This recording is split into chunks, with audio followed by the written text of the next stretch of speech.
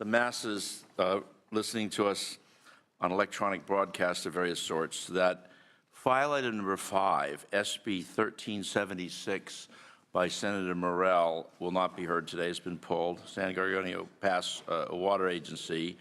And also, which was to be for vote only, file item number 6, a reconsideration, SB 890, by the gracious Senator Gaines, dealing with sales and use tax on firearms and ammunition, is not going to be pulled. We are going to start with file item number 1, SB 1103. Senator Cannella, you may proceed. All right, thank you very much, Mr. Chair, members. SB 1103 provides a much-needed increase to California's renter's tax credit. California faces a statewide crisis driven by an increasing divide between incomes and rents. According to the California Housing Partnership, median incomes have fallen 8% since 2000, while rental prices have increased by 21%. One of the many mechanisms the state has used to address the issue is through a renter's tax credit to reduce the income tax liability of California's renters.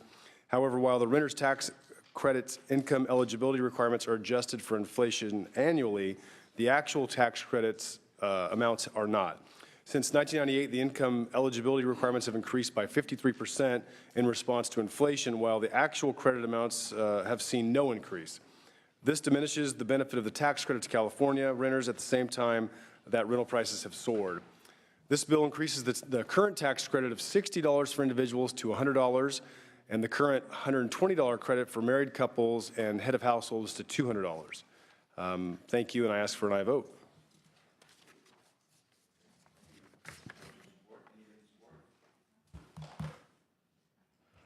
It's early. Any opposition? Man, I don't know if this is good or bad, Senator. It's just early, Mr. Chairman. So It's 150 million bucks. I guess no one's paying attention and whatever. Senator Morlock, questions? I did a little research on it, and so you're right. The credit starts at 50,000 back in '98 for taxable income, and then it moves up to 76,518 to 2015. So it's gone up, like you said, about 53%. So if that's being adjusted for inflation, why should we touch the 60 and the 120?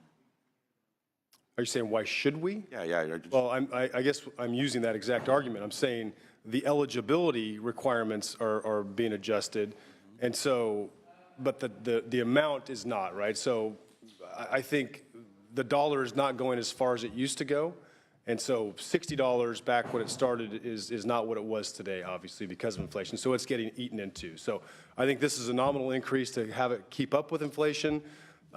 It's $150 million. I haven't seen the actual numbers because we'll deal with that in appropriations if we get there.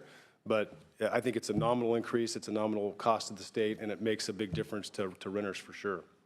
Well, it's been nominal, and I just wonder why we even bother. I mean, I appreciate that you're bumping it up, but it seems a little trivial, and I just wonder why. Maybe, Mr. Chair, you know the history of this credit. It was gone from '93 to '97, which was another recessionary period, and then we brought it back. But it seems so de minimis, and I'm just wondering why it's there, and why can't we even raise it more? Why? Well, Senator Morlock, it's a situation where in certain parts of the state where there's a predominance of renters, it's just been a big issue. It just has historically. You know, I don't know in terms of the neck of the woods that you represented, but certainly I've seen it over the years. It's just been a big political issue, and it's important in terms of the dynamic between ownership and renters and the sense that owners get, you know, tax deductions, and lots of times renters are paying more money otherwise. And now you've seen rents go up dramatically. You just saw in the increase of minimum wage that, you know, what's really going on. Rents are increasing and utilities are increasing, right? Right. Where the money's going, and it's been the big issue. $5 a month in a credit, and so I'm just arguing about why, if it's so trivial, why are we bothering?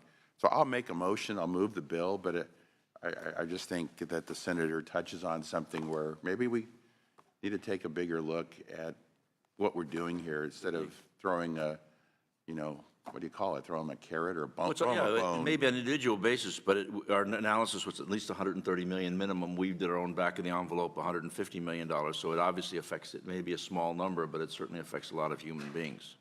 you know. I want to just real briefly, before we proceed on this, I want to introduce Mariah, who is an advocate for foster youth from the California Youth Connection. She's from Santa Clara. She's 16. She's here with Senator Bell, shadowing him today because of all senators, he is by orders of magnitude the man who now casts the smallest shadow in relationship to the shadow that he used to cast. So I guess there's some poetry in that measure. So I just wanted to, she's here observing and participating in the process. I just wanted to acknowledge her presence here today. Okay? Okay, well, good. We can't have a motion yet. We don't have a quorum. We've got to wait for one other senator. But Senator Bell has a question. Tax credit, this is, the tax credit really is applied to people that pay taxes, correct? So those under the income level where they don't pay taxes, Right. This would not apply to those people making, I don't know, roughly what, Mr. Chairman, $40,000. $47,000, I think. Yeah, so those people would not benefit from this. This will be sort of the $47,000 to $76,000 Or range. above, yeah, exactly. So that's the tax credit for renters that make in that range.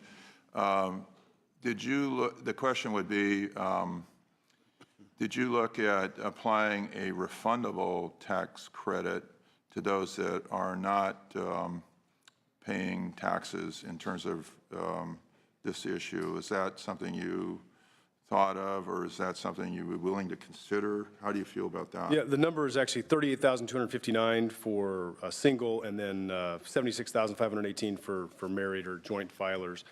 And so, look, I haven't seen the actual impact to the general fund, but it probably is somewhere in the range of 130, 150 $150 million. Yeah.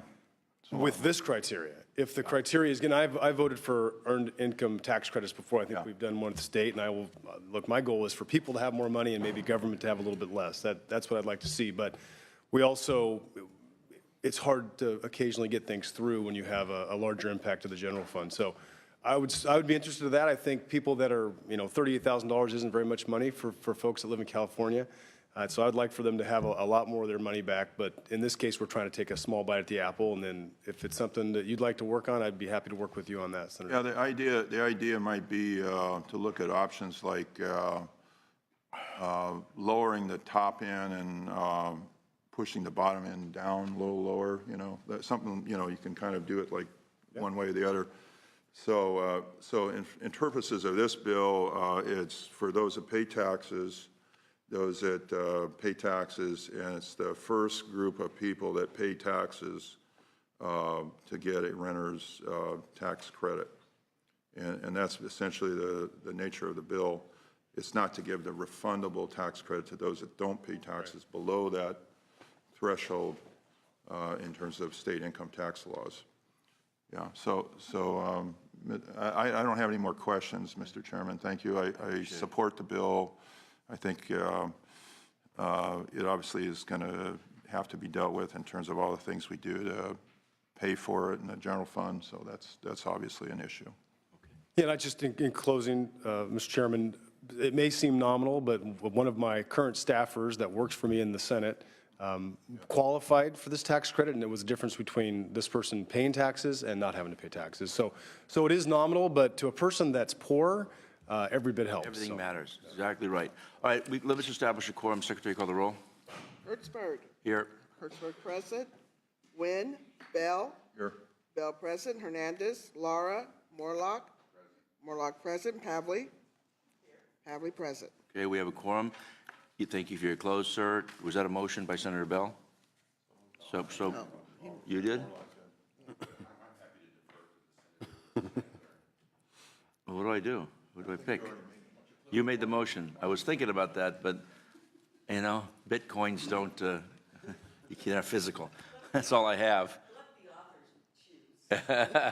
So Senator Morlock moves. This is a due pass to appropriations. Secretary, call the roll. Hertzberg. Aye. Hertzberg, aye. Nguyen. Bell. Bell, aye. Hernandez. Laura. Morlock. Morlock, aye. Pavley. Pavley, aye.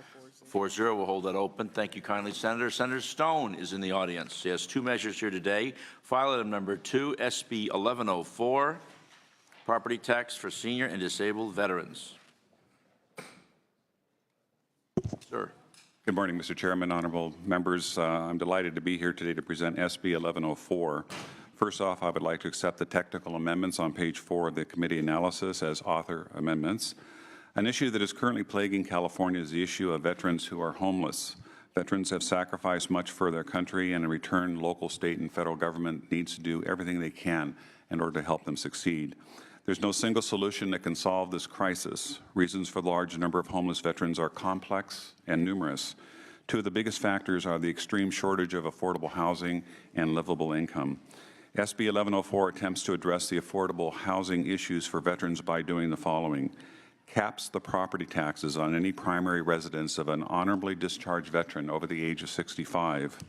And 2, exempts the property taxes of all 100% disabled veterans living in their primary residence. Every dollar will help. By making these two changes, it will go a long way to helping veterans stay in their homes by making their living situation more affordable. With that, I would respectfully ask your aye vote. Thank you. Witnesses in support? Witnesses opposed? Question? Oh, here we go.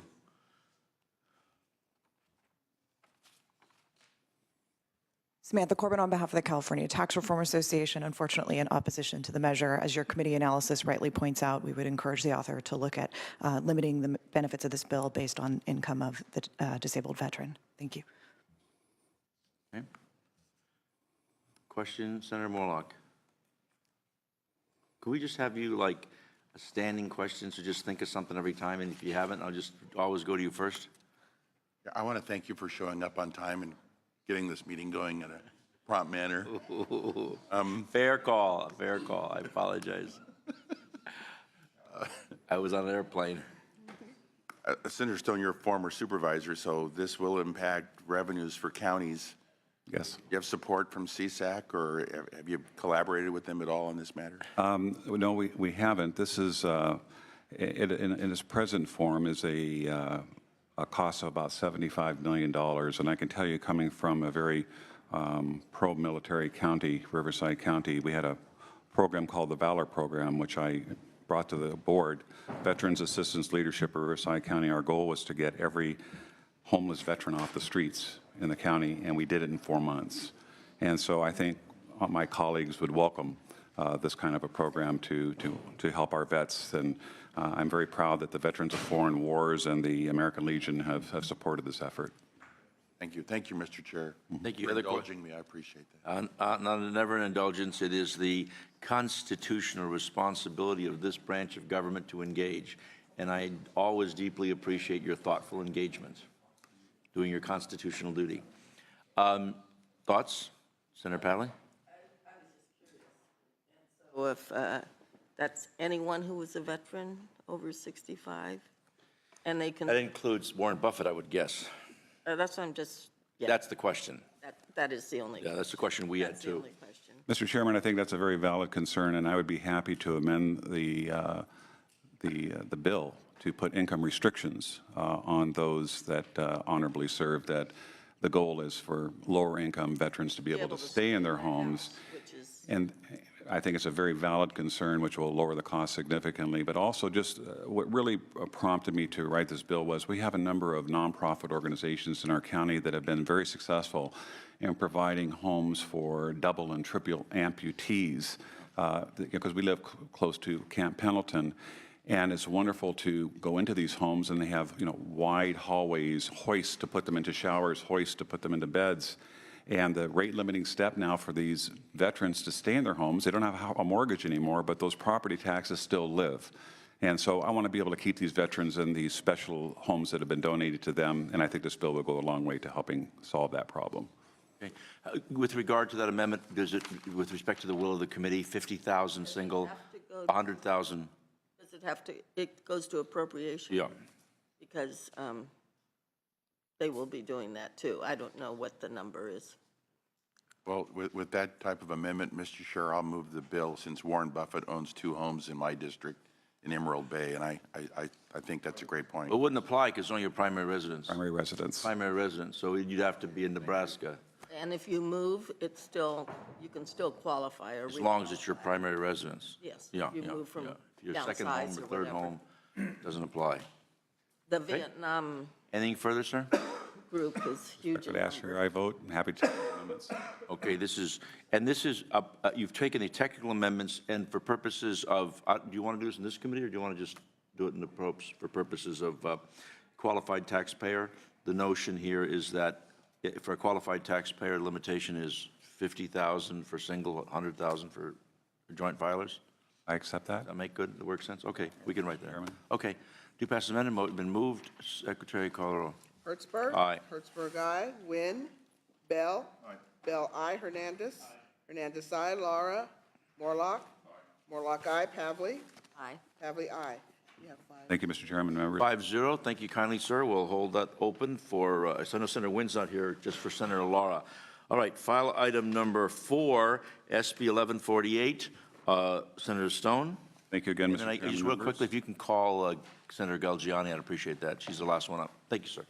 Thank you, Mr. Chairman, and I'd like to thank the committee staff once again for their hard work, and I would like to accept the committee amendments and accept them as author amendments. I'm pleased to present SB 1148, which will help working families across California deal with college affordability. Education costs in California and across the nation have skyrocketed in recent years. According to PPIC, in-state tuition of both UC and CSU has more than tripled over the past 20 years.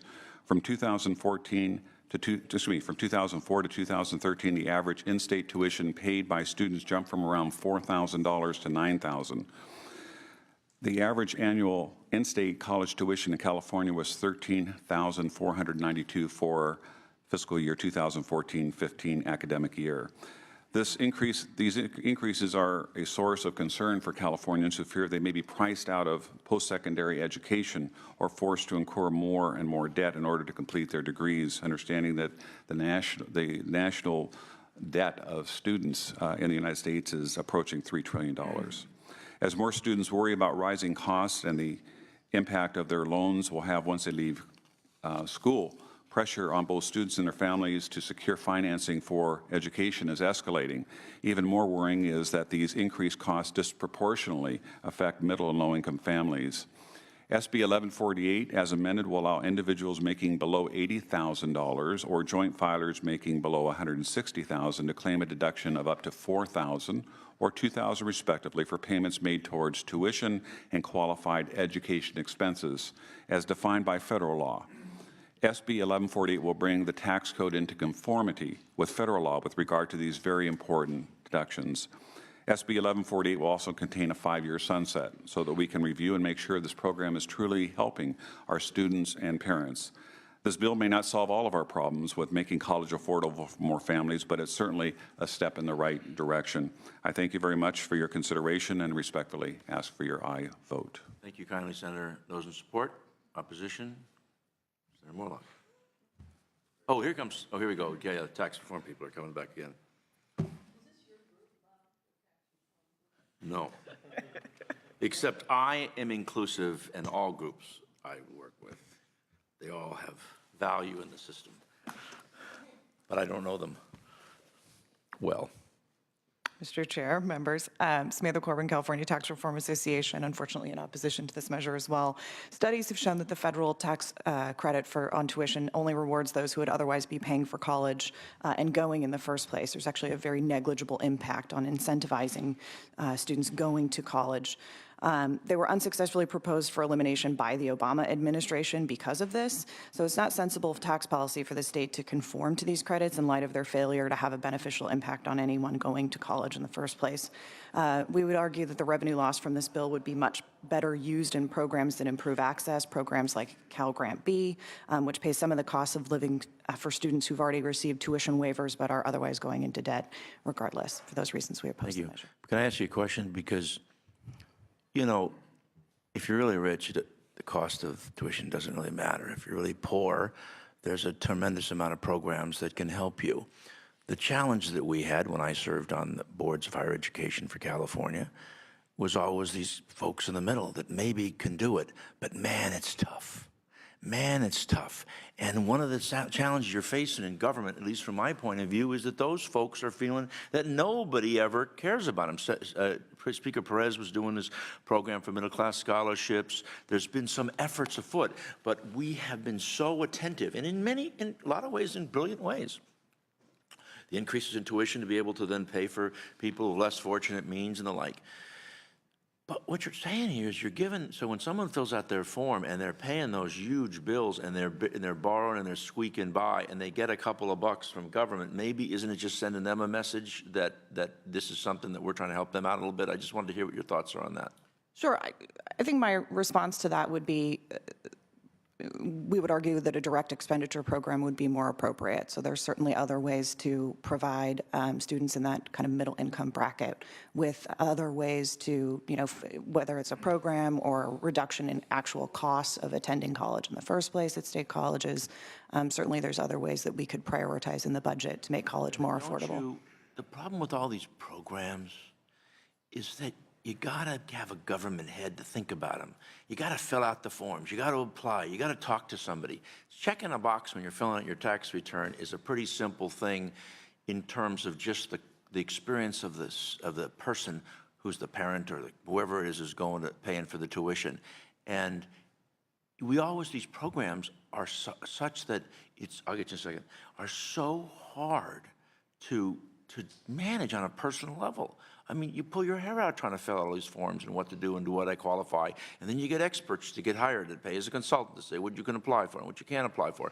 And we create this whole political industrial complex of crap, that's a defined term in the law, of stuff that you see in order to be practical in solving problems. This is a way where you get a benefit and you can feel it and see it at a time when you're feeling oppressed by your government and paying your taxes. It probably is a pretty good time to be able to give somebody a little bit of relief. I just want to hear your thoughts, and Senator Bell has something on that as a question. And Senator Pavley, and Senator Morlock. Anyone else? Senator Hernandez. Go ahead, just real quickly, what your thoughts are on that, because it is a practical thing. I'm so frustrated about governments. What is it like to be somebody in California and interface with your government? And what we want to do is to make that the most positive, easy experience you can possibly have. And another form does not make life easier. I would agree that another form does not make life easier. I would argue that reducing the cost of state colleges would certainly make a lot of people's lives easier. Tuition at UC, state colleges continues to rise. Students struggle to continue to be able to afford that at a variety of income ranges. Again, prioritizing through the budget process to ensure that those costs went down significantly would benefit all students and wouldn't require any paperwork from them. I'm going to Senator Bell, Senator Pavley, is it okay? Put you up last, sir, even though you had word first. Is that okay? That's fine. Okay, thank you, sir. Senator Bell, Senator Pavley, and Senator. Bye. When I look at this, I generally reacted favorably to it, given the fact that we're setting some thresholds. I think that's a good idea. But the other part of it was a lot of families are trying to invest, Mr. Chairman, in college saving plans, and even if they can put just a little bit of money into the college savings plans, that would help in the end result in terms of not having a situation where somebody that's 18 and accepted to a college and then faced with the need to finance their education, and then they're forced to go out and borrow money. So I think our strategy should be the combination of all these things to eliminate debt due to college. Okay, debt due to college is a bad thing. And so any kind of strategy, kind of a combination, and each family is going to have a different strategy for their family to have their children go to college. You know, everybody's different. So we need to have this lowering the total amount of student debt in California as a strategy, and it could be, this is part of it. There's the incentives for the, what is it, the 529 tax exempt savings. Yeah, incentives for that, making sure we have robust Cal grants, and then the other one would be to keep tuition down as much as we can by our direct money that we put into college. So we don't want tuition to keep rising because it's becoming an exclusionary thing as opposed to what we need is, what is it, Senator Hernandez and others are trying to encourage healthcare workers and the workforce development programs that we need for all kinds of other tech professions in science and math and so forth to keep our economy going. So I think we're looking at a shortage of 1 million college graduates in California. So we need this, maybe we can all come together on some kind of fiscal strategy to eliminate this debt that burdens that group of families that don't have the opportunity to go to college because of the cost. And that was the kind of family I had with my 9 brothers and sisters, So I'm very sensitive to this particular issue.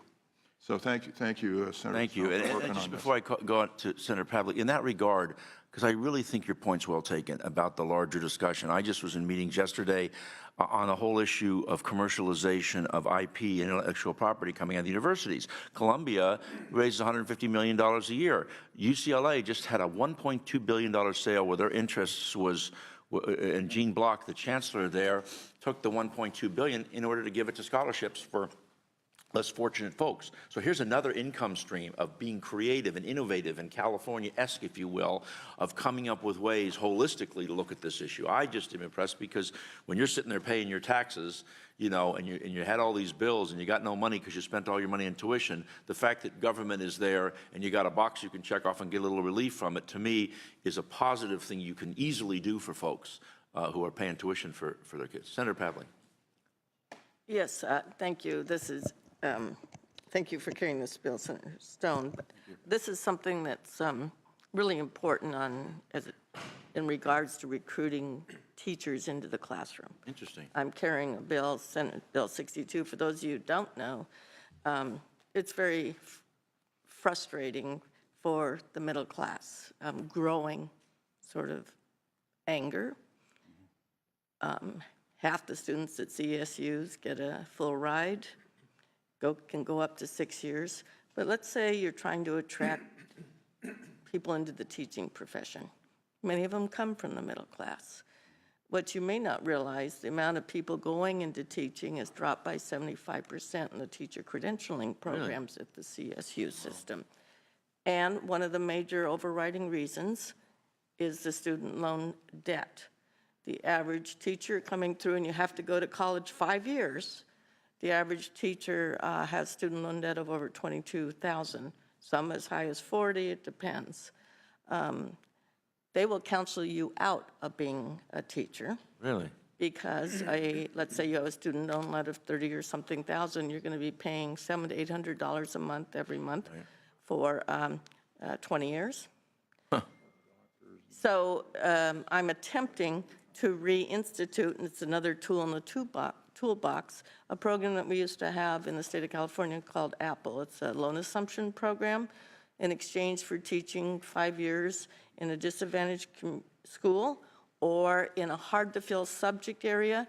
You may not realize special education teachers, over half of them now have to have their credentials waived. They've never gone through student teaching. They're not fully credentialed. And we're getting more and more, whether it's science and math or special ed, across all different school districts. Teachers' beginning salary is about $42,000 a year. You can't afford to have that. You cannot afford that. And it has ripple effect all over the place. Even if you have a mustard sandwich. They're paying off their student loans, so they're living at home, fine.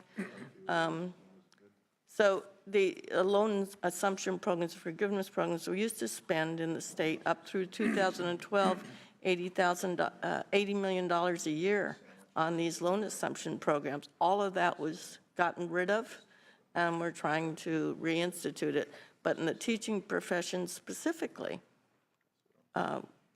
this is one of the reasons why middle-class kids are not thinking about teachers. Being teachers, they can't afford to. Interesting. Senator? Thank you, Mr. Chair. Last year, we had a massive federal to California tax conformity bill by Assemblyman Ting. We even joked about reading could you explain one of the lines in this massive bill? So I was sort of surprised that this wasn't caught in that net. But if this bill hasn't been moved, I'll be happy to move it. Very good. Bill's been moved. And anything further, Senator? Thank you very much, members, for all your thoughtful comments. I appreciate some of the ideas that have been mentioned, and certainly recruiting teachers is very important.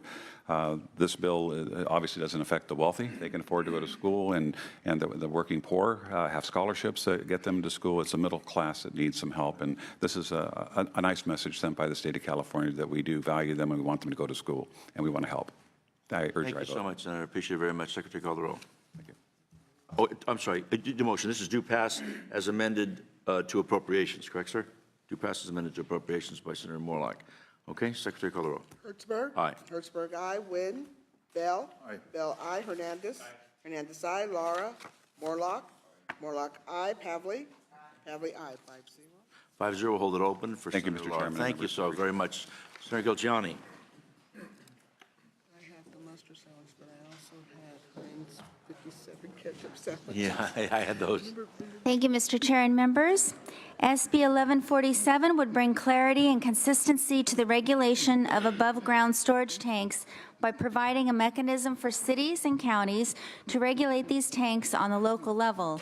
Recently, there have been concerns in Kern County where ASTs have been red tagged for being out of compliance with county standards. Statewide, ASTs are required to meet UL 142, which is the standard for safety for steel above-ground tanks for flammable and combustible liquids. However, Kern County has required tanks located at farms and other rural sites to meet more stringent standards and has done so without adopting a local ordinance. SB 1147 would maintain local regulation and resolve this issue by requiring cities and counties to adopt an ordinance prior to enforcing AST standards that are more stringent than state or federal AST standards. This is about making sure that locals know what the regulations are before just putting them into a place and then punishing people after the fact. This bill, however, currently solves one of two problems, the other being the use of underground storage tanks as above-ground storage tanks. We are working closely with the State Fire Marshal to resolve this issue. With me today to testify is Louis Brown, representing the California Cotton Growers and Ginners Association and the Western Agricultural Processors Association. Thank you, and I respectfully ask for your aye vote. Mr. Chairman, Louis Brown on behalf of the California Cotton Ginners and Growers Association, Western Agricultural Processors Association, and the California Fresh Fruit Association in support of the bill today. What we're finding is this is a very complex issue with multiple agencies overseeing the regulation of these tanks at the local and state level. As your analysis points out and our discussions with staff show, there is an ordinance in Kern County, and it was adopted a few years ago. It was adopted by the Fire Marshal's office. Well, in counties, you have local regulation by fire marshals as well as other code enforcement agencies, CUPAs. And what we found is that in some of those areas, the CUPAs do not have the same requirement as the fire marshals to adopt the regulations or adopt an ordinance when they're looking to make a more strict standard. So this bill at this time would bring the CUPAs into the same requirement that the fire marshals have. But as Senator Galgiani explained in her opening, there are other issues dealing with the compliance that we in farm country are now dealing with some of these tanks that are not necessarily up to state standards. There's more work to be done here. We're working with the local enforcement agencies as well as the fire marshals to see if that issue can be addressed. But we do know that the element in SB 1147 now is important because it will require that other enforcement agency, when looking to adopt an ordinance more strict than the state standard, to actually bring that to a public hearing before the County Board of Supervisors, allowing those in the area to be notified and be part of that process. We ask for an aye vote. Thank you so much. Is it on?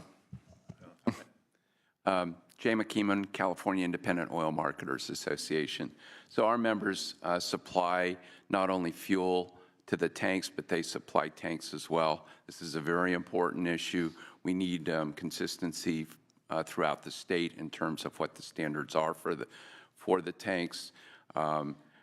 Replacement can be 10 times as much as what the original tank costs, so there's a huge economic consideration that needs to be made, and we're working fully with the author and others to try to resolve a consistent basis of enforcement in the state. Mr. Chair, Josh Malone for the local enforcement agencies, we the Coopers. Thanks for the analysis. I think you captured it.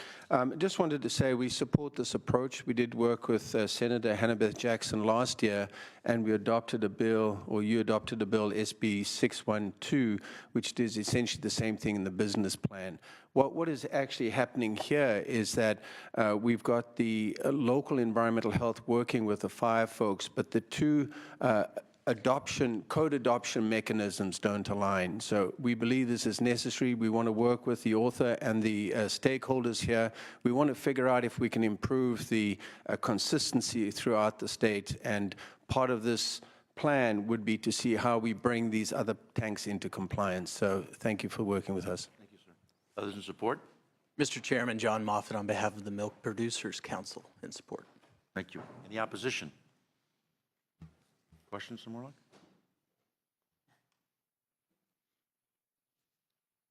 You can. I mean, it's their job. Read the bill. It was like, oh, I've been here before. So it's the Jackson bill. And what's the status of the Jackson bill? Well, it's working well. We have started to work through the rulemaking process, but it's only in a few cases where there is a local environmental health department that's adopted provision more stringent than federal or state standards. Current law allows that. This just provides some sort of due process and clarity in that process. So we're not taking away the local jurisdiction's authority to adopt something more protective of public health. We just create a bit more consistency in the process this way. Thanks for flying all this way for the testimony. I appreciate it. Yeah, long way from Victoria. Anything further? Senator Pavley? No, I was just curious about the Jackson? well, that one, and why cities and counties need or want more stringent health protection standards other than the flammability. Are there other issues? I don't know, because that's just on the state level, we're always cautious in our state, for the federal government, saying that we can't pass more stringent standards. I would just suggest to you that when this bill moves forward, if it changes to some extent, to just sort of monitor it. It seems a little duplicative, and I'm not sure why. It's not, I don't have a problem passing it today, but curious about. Right, I think it's a fair observation. Would you like to close, Senator? What? Opposition? I call for opposition? There was no opposition. I'm sorry. No opposition to none received. I thought I said it. No. Anything further, Senator Galjani? I respectfully ask for your aye vote. This will be a good solution to a local issue that's arisen since the initial passage of the original bill. Thank you. And this is due pass to the floor. Do we have a motion? So moved by Senator Bell. Due pass to the floor. Secretary, call the roll. Hertzberg. Aye. Hertzberg, aye. Nguyen. Bell. Bell, aye. Hernandez. Hernandez, aye. Laura. Morlock. Morlock, aye. Pavley. Aye. Pavley, aye. 5-0. 5-0. We'll hold it open for Senator Laura. Thank you, guys. Thank you, Senator Galjani. Can we call Senator Laura? I think we're done, except for we need him. I think you need to. Does any of the members need to add on? Yeah. Senator, okay, let's go through the file real quick. File item number 1, SB 1103. This is Senator Cannella, due pass to appropriations. Motion by Senator Morlock. The vote currently stands 4-0. Secretary, open the roll. Hernandez. Hernandez, aye. 5-0. 5-0. Okay. File item number 2. Is there anybody? No. Nothing on 2? No, we're all good. We're okay? Everybody else? Yeah. Okay. So we're just waiting for Senator Laura with respect to these votes. Okay. Thanks, everybody. I'm sorry I was late, Senator Morlock. You're 100% correct to call me on that. I was trying to get briefed on stuff because I just came in from the airport. I was in South. No, you're right. You're right. You're right. No, you can pick on me all day long. I just recognize accuracy when accuracy is accurate. I got your thing. Okay, I'll read good. it. The article. Yeah. Came out this week. 700 lawsuits. Crazy. I'll read it. Yes.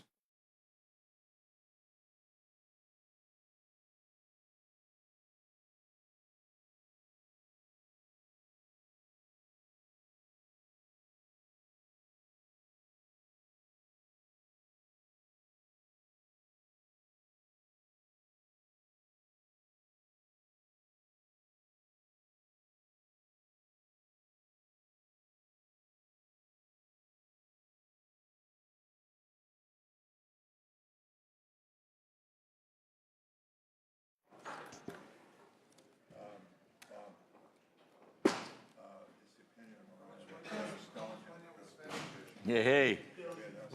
Yeah. So what we're waiting for Senator Laura, what we didn't say with respect to Mariah's work here today was under the direction of Senator Bell, her job was to rate all of the witnesses, and we just have a verdict here that Senator Stone was the winner. So if Senator Stone's office is listening, you just won the Mariah Award here for the best presentation. Okay? Thank you, sir. File item number 1. SB 1103, Senator Cannella, due pass to Assembly Appropriations. See how close you're listening. To Appropriations, this is a 5-0 vote. Senator Wynn is not here today. Secretary, open the roll. Laura? Laura, ayes. Laura, aye. 6-0, the measure is out. Next, file item number 2, Senator Stone. This is due pass to appropriation as amended. 5-0. Secretary, open the roll. Laura? Laura, aye. 6-0. 6-0, measure is out. Next, file item number 3, Senator Galgiani, due pass to the floor. Vote is currently 5-0. Secretary, open the roll. Laura? Laura, aye. 6-0, measure is out. Next, file item number 4, Senator Stone, due pass is submitted to appropriations. Motion by Senator Morlock, 5-0. Secretary, open the roll. Laura? Not voting. 5-0, the measure is out. Okay, next, that's it. Oh, that's it. 5 and 6 are up. Thank you very much. Meeting adjourned. Thank you, Senator Laura.